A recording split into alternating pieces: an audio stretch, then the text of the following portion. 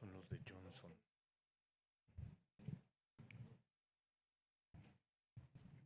Hola, buenas noches. Buenas noches y muchas gracias por su presencia.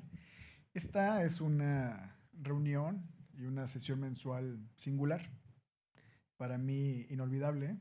Es la última ocasión que voy a estar aquí presidiendo en esta mesa. La última vez que voy a estar por estos pasillos. Fueron muchos años de estar aquí y esta es la última ocasión. Entonces, es para mí muy gratificante e inolvidable. Quisiera agradecer a todos ustedes, a toda la gente que nos está viendo y escuchando a lo largo y ancho de nuestro país. Mi gratitud por hacer de la sociedad mexicana de urología una sociedad más fuerte, más inclusiva y con un crecimiento que creo que no lo va a parar nadie. Cada vez estamos teniendo mejores resultados, mejores datos y nuestros congresos están siendo más fuertes. Entonces me voy muy contento. Y nos despedimos, me despido, con una sesión de lo que a mí me encanta, ¿no? Que es el cáncer de próstata, y con un aliado que hemos tenido a lo largo de los años, que es Johnson & Johnson, que ha sido una de la gente de las empresas que más nos han apoyado. Una empresa muy comprometida con la educación médica continua en nuestro país y por lo tanto estoy muy agradecido. Y no quiero extenderme porque es una noche que es para ustedes, para incrementar su conocimiento en el cáncer de próstata. Quisiera darle la palabra a nuestro secretario general, doctor Sael Santana, y decirles hasta luego. Muchas gracias. Muchas gracias, doctor Carvajal. En ausencia de la doctora Xochitl Quetzal, voy a dar lectura al acta de la sesión anterior. Acta correspondiente a la 19ª sesión académica mensual ordinaria de la Sociedad Mexicana de Urología, Colegio de Profesionistas, llevado a cabo en modalidad híbrida. Siendo las 19 horas del 18 de septiembre del 2025, se llevó a cabo dicha reunión con la siguiente orden del día. Se presenta el concurso de estudios diagnósticos a cargo del doctor Eric Alejandro Hernández Méndez. Se lleva a cabo la sesión académica mensual de residentes a cargo del doctor Gibert Castellanos y el doctor Fernando Bolio, con la presentación del caso clínico por el doctor Juan Pablo López Calderón del Centro Médico ABC. Se anuncia el ganador del concurso de estudios diagnósticos, el doctor Wolfgang González Sosa del Instituto Nacional de Nutrición Salvador Subirán. Se da la bienvenida a la sesión mensual por el doctor Sael Santana en representación del presidente de la Sociedad Mexicana de Urología, el doctor Román Carvajal. Se procede a dar lectura del acta de la sesión académica anterior, siendo aprobada por unanimidad. Posteriormente, se da la bienvenida a la sesión académica mensual del mes de septiembre por el doctor Edgar Linden Castro, presentando la sesión eligiendo la mejor opción de terapia de deprivación androgénica en pacientes con cáncer de próstata, riesgos y beneficios, con los expertos en el tema, el doctor Alejandro Alías Melgar, la doctora Regina Barragán Carrillo y el doctor Enrique Carballé Pérez, moderado por el doctor Gerardo Tena González Méndez. En los pacientes con antecedentes de enfermedad cardiovascular y cáncer de próstata, sobre la estadificación de la enfermedad, hay una gran importancia de utilizar métodos de imagen de nueva generación como el PET-PSMA para una mejor evaluación inicial del paciente. La necesidad de un enfoque multidisciplinario que incluya urólogos, oncólogos y geriatras, especialmente en pacientes con comorbilidades, considerando los riesgos cardiovasculares en pacientes con tratamiento hormonal incluyendo la posibilidad de realizar una orquiectomía como una opción viable, especialmente en el paciente con alto riesgo de progresión. No olvidar personalizar el tratamiento considerando tanto la biología del tumor como el estado general del paciente. En la enfermedad oligometastásica se plantea la posibilidad de un tratamiento citorreductivo. La radioterapia para el manejo del tumor primario también se propone como una posibilidad de tratamiento, destacando la importancia de la radioterapia estereotáctica en este contexto. Aunque esto debe ser individualizado tomando en cuenta las características específicas de cada paciente. No olvidar los efectos adversos asociados a los tratamientos como el hipotiroidismo relacionado con el uso de apalutamida, así como la gestión de reacciones adversas. Los pacientes con enfermedad de alto riesgo deberían ser considerados para estudios genéticos, tanto germinales como somáticos. Esto es fundamental para evaluar su elegibilidad para tratamientos específicos y para identificar mutaciones que podrían influir en el pronóstico y en el manejo del cáncer de próstata. Finaliza la sesión académica con la sesión de preguntas y respuestas y se entregan los reconocimientos al panel. Votamos el acta de la sesión anterior. Ok, se aprueba.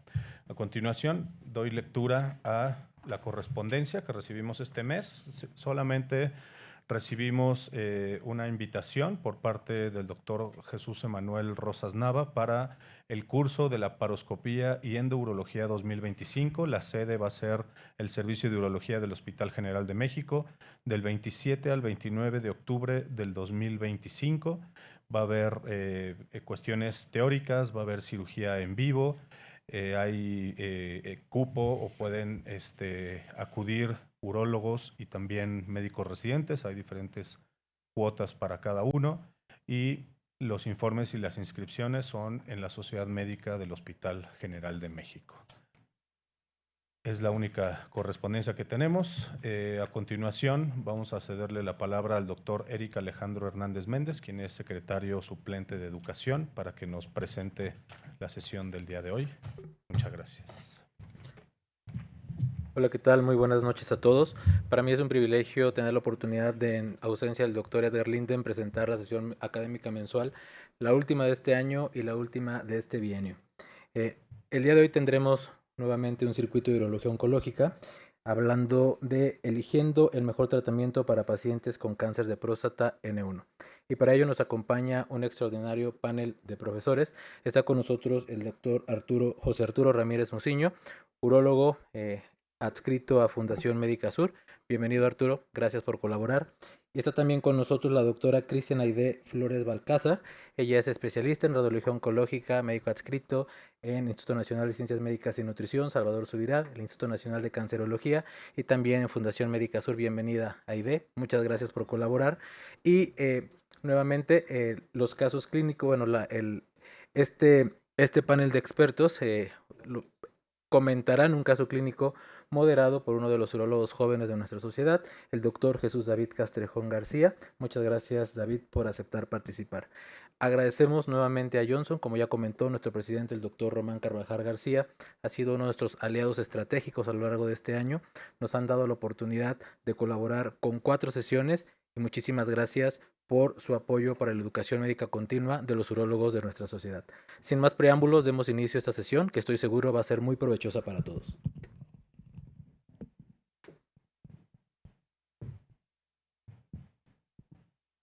Buenas noches, vamos a iniciar el caso que tenemos preparado para hoy.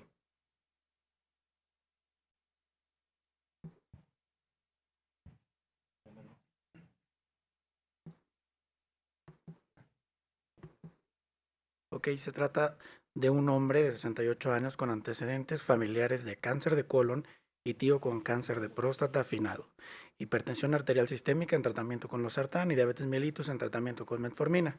Acude con urólogo por presentar elevación del antígeno prostático y en cuanto a la exploración física tiene una próstata grado 2 sin lesiones sospechosas. El antígeno prostático es de 11.5. Tomando en cuenta lo anterior, ¿tendría alguna relevancia en la historia familiar? ¿Quién gusta contestar primero? ¿Qué tal? Muy buenas noches. Primero que nada, agradezco la invitación a la sociedad, al doctor Carvajal, al doctor Sal Santana, al doctor Hernández y al doctor Edgar Linden. Y es un gusto estar aquí con ustedes en nuestra sociedad. Y bueno, con este caso clínico de un hombre pues relativamente joven, 68 años, La pregunta es, con estos antecedentes de cáncer de colon, no nos dicen especialmente en cuántos familiares ni a qué edad, y un tío tampoco nos dicen paterno-materno con cáncer de próstata ni a qué edad, pues sí tiene una relevancia en la historia familiar. Pues relevancia la tiene, pero yo diría que con un impacto intermedio abajo, ya que no es un familiar en primera línea, como ustedes saben, que es cuando el riesgo se ve más aumentado, ¿no? a padecer una enfermedad hereditaria. En el caso del cáncer de colon, si hubiera más de un familiar o alguno de ellos de inicio temprano, pues podríamos considerar síndrome de Lynch inclusive, o mutaciones en BRCA2. Tampoco nos dicen si el tío paterno, digo, el tío es paterno-materno. En caso de que fuera paterno, en línea paterna, sabemos que hay ciertas mutaciones hereditarias que también se pueden presentar a edad más temprana. Pero bueno, no es el caso. Entonces, relevancia sí tiene, pero pues yo diría en el orden de intermedio abajo. Gracias por la invitación. Yo consideraría en este paciente que, aunque debemos de tomar esos datos en cuenta específicamente por la edad y no cumple criterios para algún síndrome genético como tal, o sea, lo tenemos en cuenta, pero no es que su cáncer pueda ser inducido por alguna alteración, ¿no? Perfecto. Vamos a continuar con el caso. Se realiza evaluación por un médico urólogo quien recomienda dar tratamiento antibiótico con levofloxacino 500 miligramos, 1 al día por 7 días, e ibuprofeno 600 miligramos, 1 al día por 7 días. Después de tomar el nuevo antígeno prostático, el nuevo antígeno prostático total es de 10.5. En la actualidad, ¿qué opina del manejo con antibiótico y una nueva toma del antígeno prostático y en qué contexto, si es que es válido, se puede realizar? Bueno, definitivamente esta es una práctica, creo que todavía común en nuestro país, desafortunadamente, ¿no? Porque por lo menos hay evidencia de hace 15 años, si no es que más, que no hay prácticamente ningún estudio que respalde el uso de antibióticos para disminuir el antígeno prostático en ausencia de síntomas o datos patológicos en el examen de orina. Y las guías actuales nos dicen que realmente es una práctica que se desaconseja totalmente, a menos de que nuevamente haya síntomas y se corrobore por exámenes de orina, preferencia urocultivo. Se debería tomar, se podría dar tratamiento y tomar un nuevo antígeno. Pero hay que recordar que aunque el dar antibiótico puede disminuir el antígeno, esto no descarta que haya cáncer, ¿no? Y esto solamente nos retrasa o enmascara el diagnóstico, sobre todo de una enfermedad pues más avanzada, ¿no? De alto riesgo. Entonces, creo que lo seguimos viendo con bastante frecuencia, ¿no? En ese ánimo de minimizar o no querer ver el probable diagnóstico de cáncer. Y creo que sí es muy importante, sobre todo ahorita que estamos ante un foro joven, ¿no? De urólogos en formación, que se les quede ese mensaje, ¿no? Esa práctica hay que desecharla por completo, no hay ningún sustento para ello, a menos de que haya sospecha clínica. Pues es que si existe fracción libre de APE y otro tipo de determinaciones, yo creería que, o sea, si le van a dar antibiótico tiene que haber una razón, prostatitis me imagino que están pensando, pero pues se debe de seguir con la investigación por el APE elevado, ¿no? Perfecto.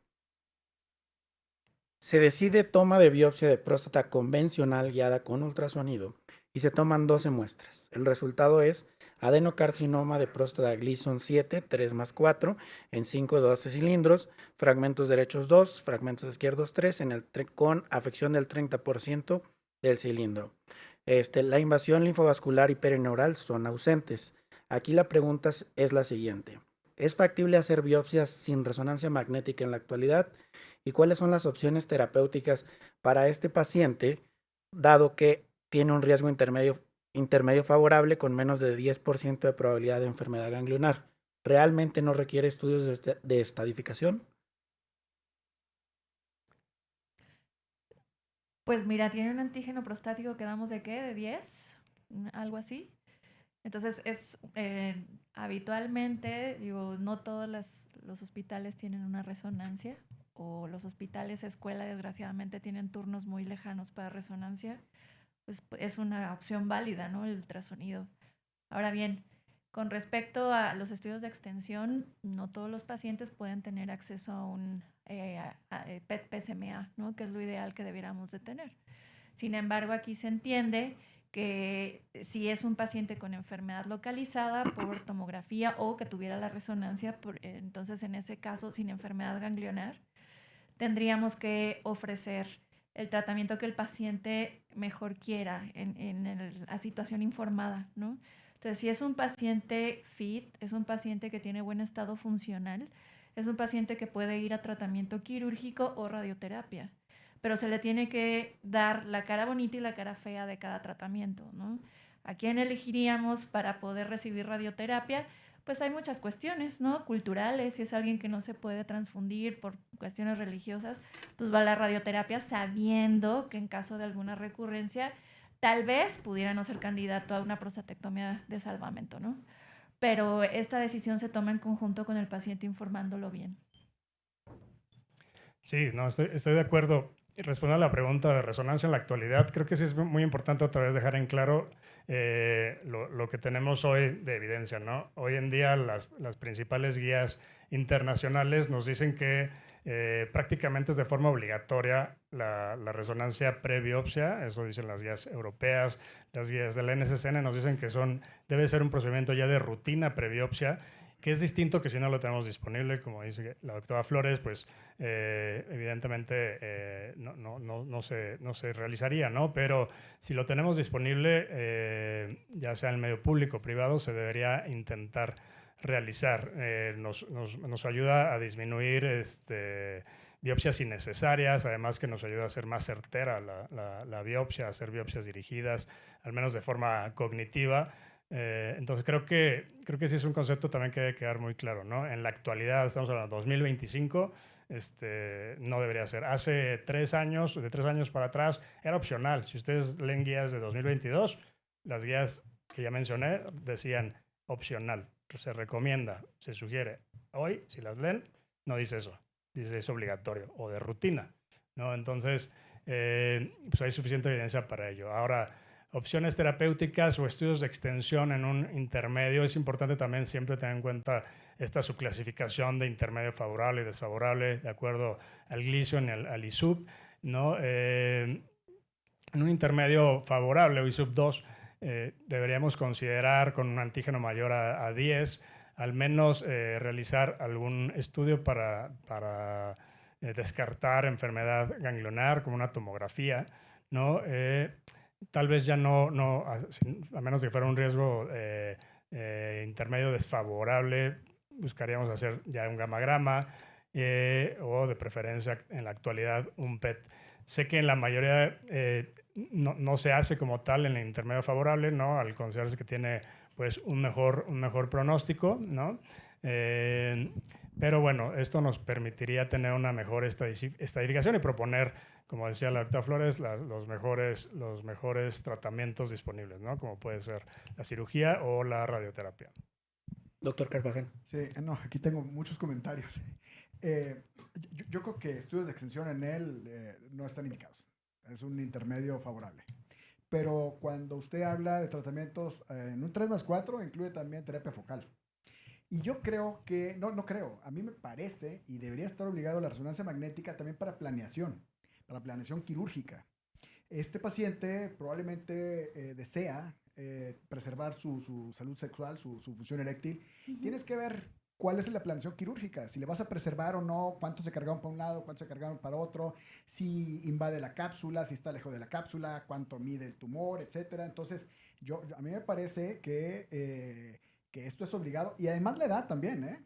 No es lo mismo una radioterapia antes de los 65 años que después de los 65 años. No es igual. Entonces, no me acuerdo qué edad tenía. 68. Bueno, ahí sí le pueden dar las dos, pero si el paciente quiere función eréctil y si el paciente tiene diabetes, tienes alguna de otras comorbilidades, probablemente cirugía sea lo mejor. Pero tienes que tener planeación quirúrgica y creo que aquí la resonancia es obligada. Continuamos. El resultado de patología fue adenocarcinoma acinar, grupo de riesgo 3, Gleason 7, 4+3, identificado en todas las regiones. Nódulo dominante de 1.7 por 1.2 centímetros de longitud, localizado en región anterior inferior izquierda. Extensión extraprostática presente focal de 2 milímetros con Gleason 4+3 igual a 7. Invasión a vesículas seminales, cuello vesical no identificado. Invasión linfovascular presente. Márgenes positivos en regiones anterior e inferior izquierda, 2 glándulas en el margen y longitud menor a 1 milímetro, con Gleason 4+3, 7. Linfadenectomía fue negativa. Con esta patología, pensando en dar radioterapia, ¿cuál sería la mejor opción? ¿Radioterapia temprana, radioterapia adyuvante, si es que todavía se use, o radioterapia de salvamento? Y si el paciente tuviera incontinencia, ¿cuánto tiempo esperar para la radioterapia? Este gap entre la función y el resultado oncológico es muy importante. Mira, yo creo que aquí lo importante es conocer al mes cómo está el antígeno prostático. Siempre tenemos que tratar que los pacientes vayan a radioterapia de salvamento, un salvamento temprano. Digo, hay muchos estudios que te dicen que no tiene mucho sentido dar un tratamiento adyuvante, a no ser que probablemente el paciente pudiera ser PN1, pudiera tener un Gleason alto. Incluso ya hay estudios que te dicen que tener vesículas seminales positivas, pero si el antígeno está en rangos normales, es un paciente que se puede quedar en vigilancia. Ahora bien, resulta que si el paciente por alguna razón tiene que recibir tratamiento con radioterapia, ya sea de salvamento y no tiene la función urinaria adecuada, pues es un paciente en el que debemos de valorar alguna otra estrategia, ¿no? Para poder llenar la vejiga. No se puede o no es adecuado dar un tratamiento con pacientes en incontinencia porque el volumen de vejiga que irradiaríamos pues es mucho mayor y las complicaciones ustedes las conocen, ¿no? De dar una cistitis, ¿no? Hemorrágica en estos pacientes. Entonces, lo que se deben de llevar de aquí, de esta sesión, es que la radioterapia es un acompañamiento para ustedes, que los pacientes tienen que operarse cuando deseen operarse bien informados, que nosotros vamos a entrar en acompañamiento de ustedes y que si el paciente por alguna cuestión no es quirúrgico, vamos nosotros, ¿no? Entonces, el salvamento temprano es lo que se tiene que hacer. Sí, vemos con este reporte de patología, pues justamente cómo cambió el estadio, ¿no? De ser un intermedio favorable, cambió a un intermedio desfavorable y con varios otros factores de mal pronóstico, ¿no? Como la invasión linfovascular, ¿no? Los bordes quirúrgicos positivos, la extensión extraprostática. Entonces, son varios factores que también nos dan la pauta para el siguiente paso, ¿no? Y contestando la primera pregunta, pues estoy de acuerdo con la doctora Flores, ¿no? Si bien estábamos acostumbrados, creo que de forma tradicional, esto también ha cambiado en nuestra práctica, era un paciente con T3B, pues lo mandábamos a radio, ¿no? Y ya que el radiólogo lo decía. Y creo que ahora ha cambiado nuestra conducta, de acuerdo también a la evidencia más reciente, donde hay estudios que comparan la radioterapia ayudante tradicional con la radioterapia de salvamento precoz o temprana, y vemos que no hay diferencia en resultados oncológicos, o incluso pueden ser igual o en algún estudio hasta mejor, y con menor toxicidad geniturinaria. Entonces, esto es bien importante también tenerlo en cuenta, que no porque tengamos un paciente en un estadio ya localmente avanzado, inmediatamente lo tenemos que mandar adyuvante, a menos de que tuviera una persistencia, a grosso modo, del antígeno o un margen también macroscópico, se podría considerar, ¿no? Y ya la doctora nos dirá si sí o si no. Si tuviera incontinencia, ¿cuánto tiempo esperar para la radioterapia? Yo diría que al menos 3 meses, si no es que 4 meses, si lo permite la enfermedad. Y estoy de acuerdo, lo que va a dar la pauta es el primer antígeno que tengamos, ¿no? Entonces, realmente vigilancia, si se refiere hasta el primer antígeno, o sea, sí, pero no sería una conducta, ¿no? En este tipo de enfermedad locorregional, creo que empieza a perfilarse para un tratamiento multimodal, ¿no? Pero hay que esperar al primer antígeno. Muy bien. El primer antígeno posoperatorio al mes es de 0.1. ¿Cambiaría su tratamiento previo? Nada, vigilancia. Hasta que, ojalá que nunca recurra, ¿no? Pero, claro. La radioterapia temprana se refiere a qué nivel de antígeno. Pues por lo menos arriba de 0.2, tomas en cuenta 2 determinaciones. Y esto es algo muy importante de mencionar. 0.2 es un corte que se utiliza para saber también para nosotros qué tratamiento vas a ofrecer. En este sentido, en el 2022 se publicó el RTOG 0534, en donde te dice que los pacientes que tienen un antígeno prostático persistente o una elevación de antígeno prostático descubierta mayor a 0.4 son pacientes que deberían tener irradiación no solo del lecho prostático, sino también de los ganglios de la pelvis de forma electiva, y pueden llevar tratamiento hormonal por 3 a 6 meses. Entonces, un salvamento temprano lo dejarías a partir de que determines el punto 2 en más de 2 ocasiones, pero en caso de que el paciente lo descubramos un poquito mayor, el campo de radiación es mayor para nosotros y es más extenso, por ende más tóxico, ¿no? Sí, no, de acuerdo, creo que no cambiaría, seguiría siendo la radioterapia de salvamento temprano. No sé, hay como nueva evidencia con la era del antígeno ultrasensible en la que se podrían considerar puntos de corte más bajos, ¿no? Si bien en la práctica seguimos utilizando el corte de punto 2, se podría considerar a un nivel de punto 1 tal vez ofrecerlo. Yo lo vigilaría, ¿no? Pero sí hay que considerar eso. Muy bien. El paciente decide vigilancia, no desea radioterapia en este momento.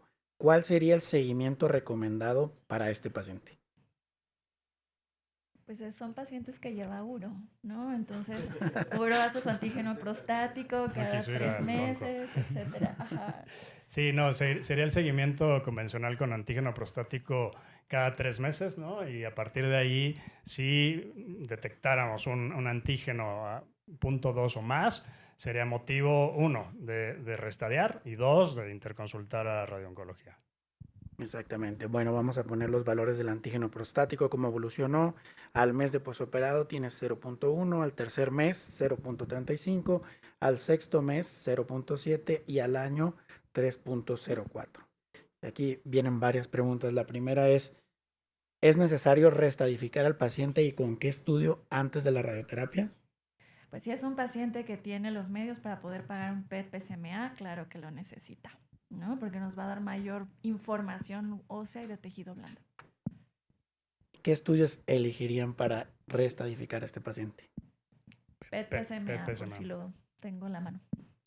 ¿Considera usted que debió intervenir o estudiar antes al paciente? No. Yo, desde que tenía punto 2, pues sí, ¿no? Pero se esperaron más. Yo creo que ahorita con antígeno de 3, con mayor razón hay que buscar qué está pasando. No, yo a lo mejor considero intervenir antes o estudiar antes, pues a lo mejor lo que ya mencionábamos de la resonancia magnética prequirúrgica, a lo mejor nos hubiera dado información que también hubiera cambiado nuestro abordaje, ¿no? La forma de estadiarlo, pero bueno, pues ahorita lo que tiene indicado es realizar PET-CT, ¿no? Con PSMA, y creo que sí es un estudio necesario para pues para normar nuestra conducta terapéutica, ¿no? Descartar que incluso pueda tener enfermedad no solo ganglionar, sino a distancia, hueso o visceral. No creo que con ese antígeno, pero sí es importante descartarlo, ¿no? ¿Cómo optimizar resultados de prostatectomía? Pues ya lo mencionaba, ¿no? Con la resonancia y la planeación quirúrgica creo que hubiera sido de mucha utilidad, ¿no? Pero no creo que como tal la cirugía haya influido en esta evolución. Simplemente era una enfermedad subestadiada, ¿no? O sea, no teníamos el estadiaje correcto. Al tener la pieza completa, pues ahora nos permite tener ya una visión global, ¿no? Lo que sí es que llama la atención, ¿no? Que los antígenos, ¿no? Justo decíamos, pues lo voy vigilando cada 3 meses y el paciente no quería inicialmente radioterapia, pero pues se dejó un poco progresar al lapso de 1 año, creo, ¿no? Uh-huh. Y llegando al antígeno, pues más de 3, ¿no? Creo que pues lo importante era sí vigilarlo, pero agarrarlo a tiempo para la radioterapia de salvamento temprano. Un estudio de imagen de última generación hubiera cambiado el manejo y la evolución del paciente. Supongamos que este paciente sí decidió tratarse, sí lo siguieron antes. Supongamos que tiene un antígeno prostático de 0.5. ¿Un estudio de imagen de nueva generación hubiera cambiado la evolución de este paciente? O sea, si después de la cirugía tiene 0.5, eso es una persistencia. Exactamente. Y el paciente debe irse a tratamiento con radioterapia. Entonces, ahí no necesitaríamos, yo no requeriría que le hicieran un PET-CT para saber que le tengo que irradiar el lecho prostático y le tengo que irradiar la pelvis de forma electiva. Obviamente, si en los hallazgos de la tomografía que yo hago para simulación le veo algo extraño en las ilíacas, pues claro que les aviso y se hace el abordaje completo antes de que nos vayamos a radioterapia, ¿no? Pero de primera instancia no lo tendría yo contemplado. Pero sí en este caso que se dejó llegar hasta 1 año. Exactamente. Sí, yo creo que, o sea, sí, la respuesta es sí te cambia, ¿no? Sobre todo o sea, no nada más es el estadio, ¿no? Los factores de mal pronóstico que ya mencionamos, todos ellos le confieren mucho mayor riesgo de recurrencia, arriba del 30-40% de recurrencia ganglionar o enfermedad a distancia. Entonces creo que sí nos cambia tener ya el panorama completo, independientemente que tenga que además recibir RT, ¿no?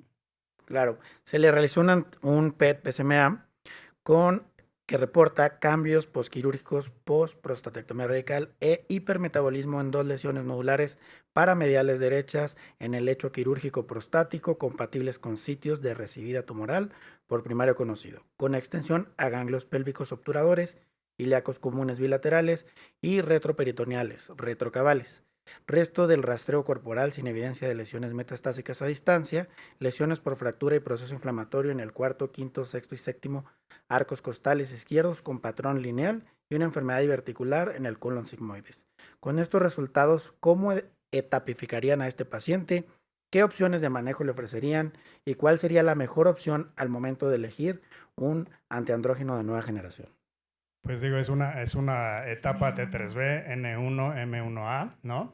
Es el famoso estadio mejor conocido como el M1A only, ¿no? En el cual, si bien estamos en una etapa estadio 4, eso hay que decirlo tal cual es, ¿no? Dentro del cáncer de próstata metastásico sensible a la castración, digamos que es el espectro, por decirlo así, entre comillas, más noble o de curso más indolente al ser una enfermedad más linfática, ¿no? Entonces, es oligometastásico al tener menos de 5 lesiones por este estudio y sería metacrónico, ¿no? Ese sería como el estadio completo que tendríamos que tener en mente, ¿no? Para ver cuál es nuestra conducta terapéutica, ¿no? Entonces, aquí la cuestión es justamente eso, tiene enfermedad ganglionar, pero también fuera de la pelvis, ¿no? Entonces, pues definitivamente creo que el tratamiento no cambia, tienen que recibir radioterapia a la pelvis, ¿no? Al lecho y a los ganglios pélvicos, además de iniciar,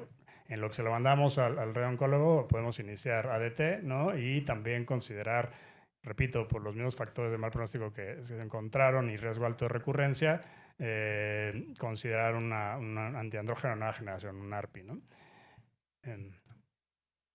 Yo quisiera ver imagen, digo, porque aunque los ganglios en el retroperitoneo pudieran catalogarse como N1, o sea, no hay evidencia que te diga que una enfermedad recurrente hasta retroperitonea tengas que irradiarle lecho, pelvis, retroperitoneo, etc.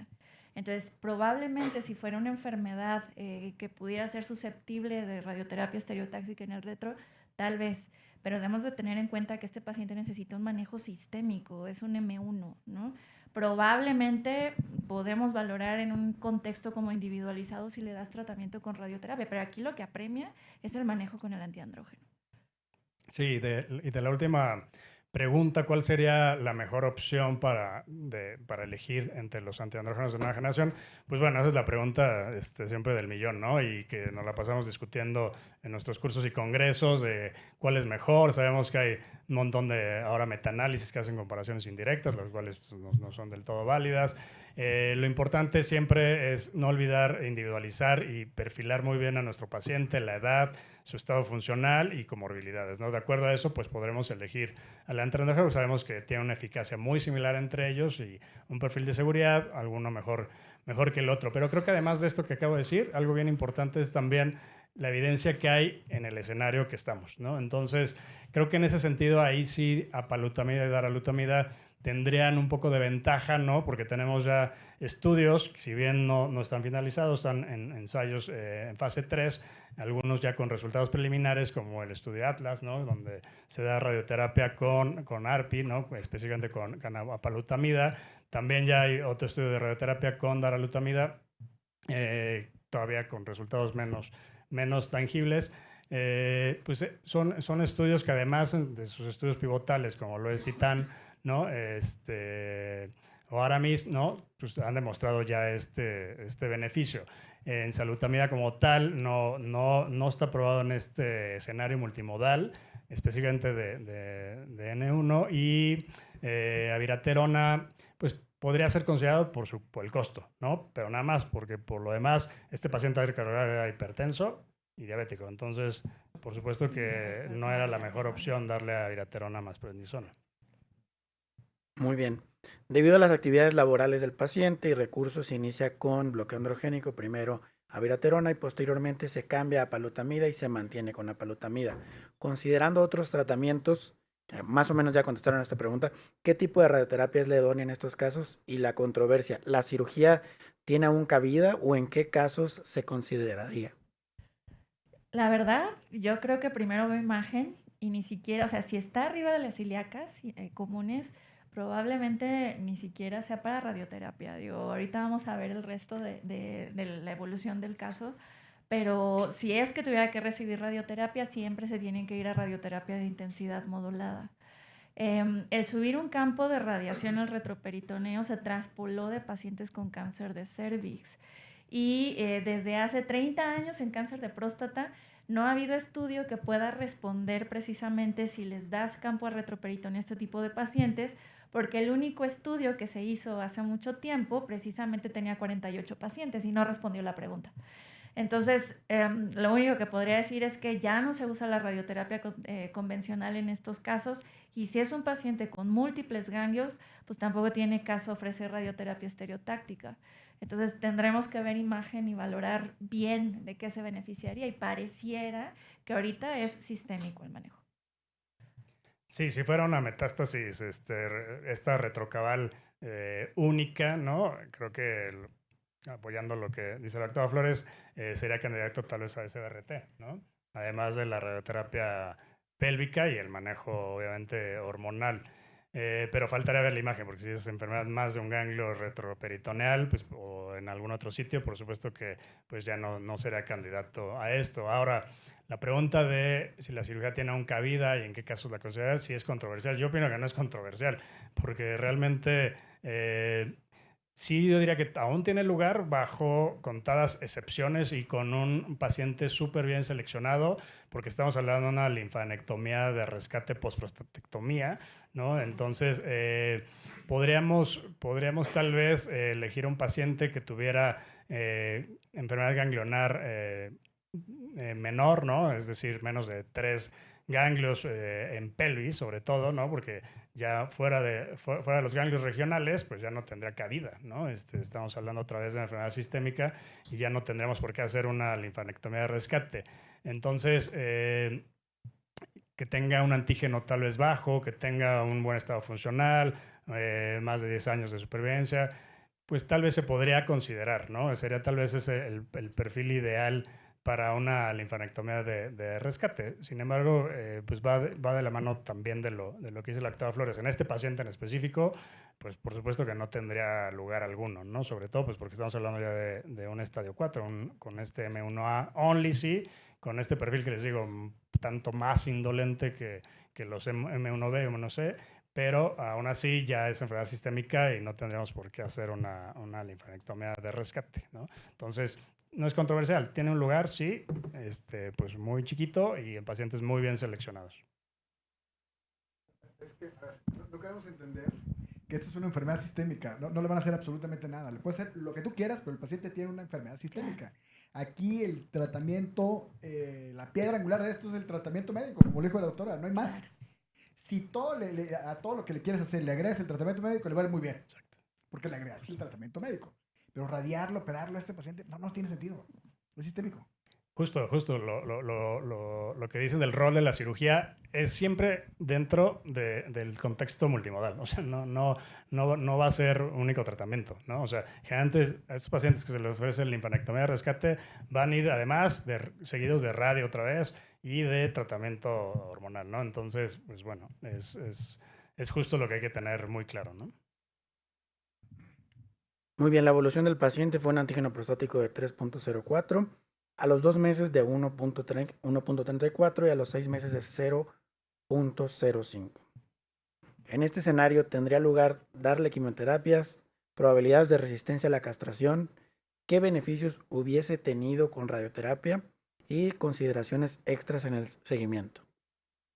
Pues la primera pregunta, no, es no. No, en este escenario no tiene lugar alguno, demostrado por diferentes estudios pivotales la quimioterapia, ¿no? Docetaxel, pues realmente solamente es una enfermedad de alto volumen o progresión con resistencia a la castración, justamente, ¿no? Entonces, justo en el escenario M1A only, pues realmente la quimioterapia, hay diferentes estudios donde no hicieron un subestadiaje o lo analizaban por separado, en algunos sí, como Stampede, sí hace algunas separación y analiza justo este grupo M1A only y ve que no hay beneficio alguno de agregar quimioterapia. Entonces, pues no tendría cabida. Beneficios de la radioterapia, no sé si en el contexto de que se descubrió la recurrencia, ninguno. O sea, yo ni siquiera lo hubiera considerado para radioterapia por el simple hecho de que el PET dice ganglios en retroperitoneo. O sea, no uno, no dos, no. Hay que ver toda la imagen completa y no regalarle una toxicidad que no necesita cuando el tratamiento es médico. Vamos a ver. Muy bien. ¿Algún comentario final que quieran agregar para el caso?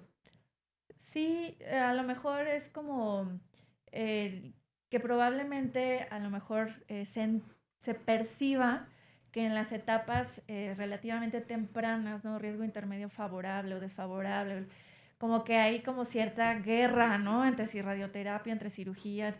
Yo creo que el mensaje es no, o sea, no tiene por qué. Yo creo que si en los tumor boards han ayudado mucho a que esta situación se quite y que todos aprendamos, nosotros de ustedes como urólogos, uro de nosotros, para entender, digo, que es un acompañamiento mutuo, ¿no? Y que nadie le va a hablar mal al paciente de la cirugía ni viceversa, sino que cada uno tenemos nuestro papel y que hay pacientes para todo. Habrá pacientes que probablemente no sean los mejores candidatos para una cirugía, o habrá pacientes que crean que la radioterapia es mejor, pero que no sepan que después de una radioterapia, si el antígeno vuelve, no siempre van a poder ser candidatos quirúrgicos. Entonces yo creo que más bien es como saber que estamos ahí, porque pues, si no existiera la diseminación microscópica, pues no existiría la radioterapia, ¿no? Entonces, que prácticamente es un papel de acompañamiento al tratamiento quirúrgico y que habrá momentos en que la radioterapia tenga que entrar como modalidad única, siempre y cuando pues haya bajo riesgo de una toxicidad, porque sabemos que a esas dosis que se manejan para un cáncer de próstata son tan altas para radioterapia que también el riesgo de toxicidad existe, ¿no? Y ustedes más que nadie ven cistitis por radiación en pacientes que tal vez no eran los mejores candidatos por alguna situación.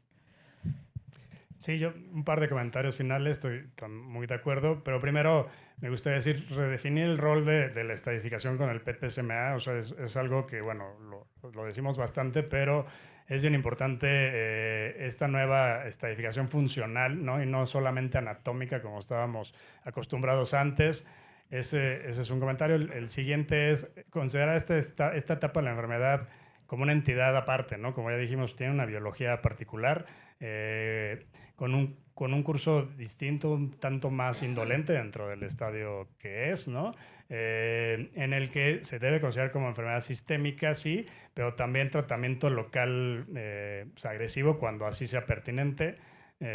Y generalmente tienen muy buena respuesta también al tratamiento hormonal, como lo vimos aquí, ¿no? Este paciente pues, respondió bien incluso desde la ADT. Entonces, estos pacientes pues, generalmente tienen una mediana de sobrevida global a 5 años, pues, alrededor del 80%. Entonces, son pacientes que tienen un buen desenlace cuando son bien abordados, ¿no? Y bueno, finalmente el manejo multidisciplinario, que no nos cansamos de decirlo, porque en realidad no lo hacemos como se debería, ¿no?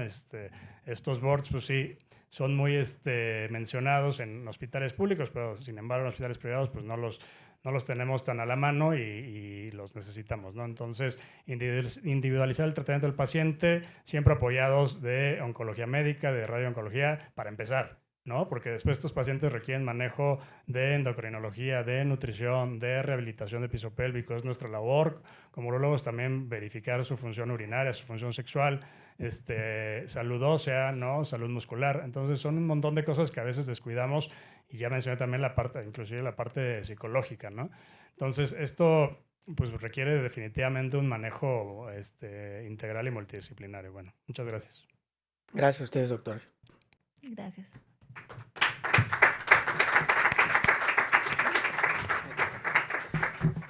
Agradecemos mucho a nuestros ponentes como muestra de agradecimiento. nuestro presidente, el doctor Román Carvajal García, hará una entrega de reconocimientos al doctor José Arturo Ramírez Muciño. Muchas gracias, Arturo.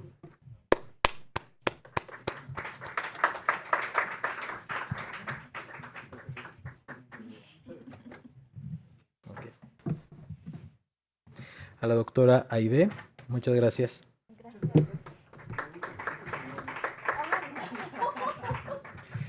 Y al doctor Jesús David Castrejón García.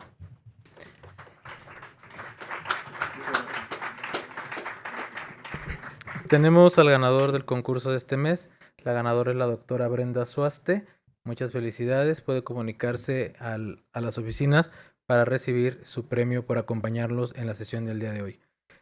Finalmente, quiero dar las gracias a todos los que nos han acompañado a lo largo de estos 2 años en las sesiones académicas, a todos y cada uno de los ponentes y panelistas que participaron en estas sesiones llenándonos de conocimientos.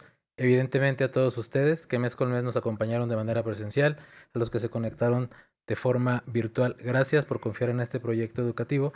Y a nombre del doctor Edgar Linden y de un servidor, le damos el más cordial agradecimiento al doctor Román Carvajal García por la confianza depositada en nosotros para encabezar su proyecto educativo. Solamente nos queda un proyectito más, que es el Congreso, nada más. Los esperamos a todos en Guadalajara. Será un evento sin precedentes, con mucha academia, con mucha oportunidad de convivir entre nosotros. Muchas gracias a todos y solo queda decir, nos vemos en Guadalajara. Gracias, buenas noches.